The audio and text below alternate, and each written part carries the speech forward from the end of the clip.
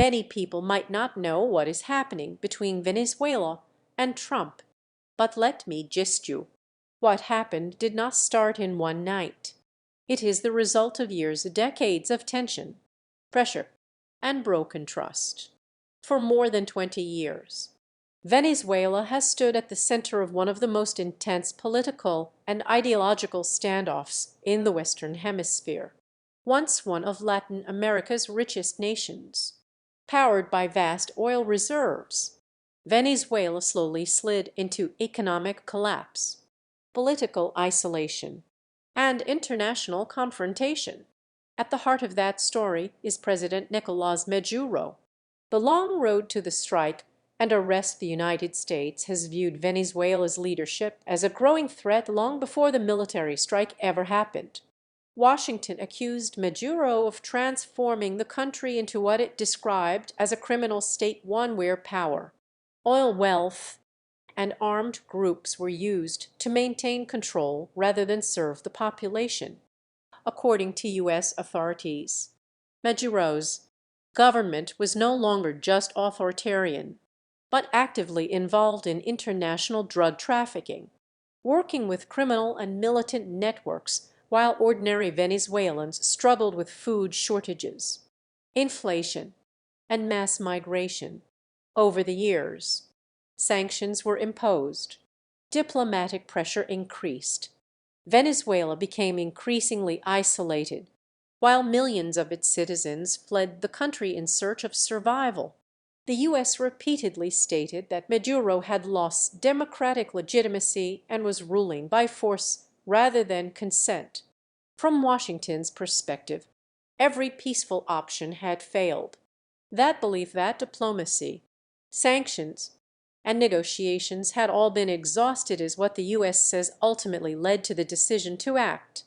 The strike and arrest were framed not as an act of war, but as the final step in enforcing long-standing criminal charges and removing a leader they viewed as untouchable and dangerous. Why the moment became inevitable, history shows that foreign interventions rarely happen suddenly. They happen when pressure builds for years without release. In this case, the U.S. argued that Maduro's continued grip on power was preventing any meaningful change inside Venezuela. Elections were disputed. Opposition voices were silenced. Institutions were weakened, and the humanitarian crisis deepened. To American decision makers, Maduro was no longer just a president of another country. He was seen as a symbol of a system that could not reform itself. That is the historical lens through which the strike and arrest were justified, not as a single event, but as the breaking point of a long confrontation between power and accountability. Why some Venezuelans celebrated what surprised many around the world was what happened next. Instead of universal outrage, videos and reports emerged of Venezuelans celebrating.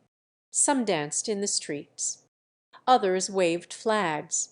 Many simply stood in silence, watching, as if unsure whether to believe change might finally come.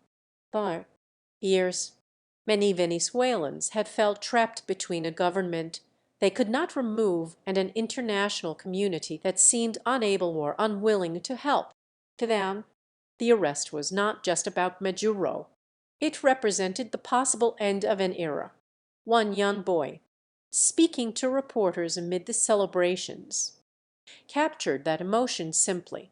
He said he hoped this moment meant his country could finally change. That may be now. His parents would not have to suffer anymore. That may be. Venezuela could have a future again. That statement resonated because it reflected what millions felt but could not always say. Why this moment matters in history, whether one sees the U.S. action as justice or overreach. One thing is clear: this was not just another news cycle. It was the culmination of years of political failure, international pressure, and human suffering, a moment when history bent sharply, forcing the world to confront uncomfortable questions about power, sovereignty, and responsibility. For Venezuela, This could mark the end of a long chapter or the beginning of a new struggle. For the world, it is a reminder that unresolved crises do not disappear. They build, and eventually they explode into moments that redefine history.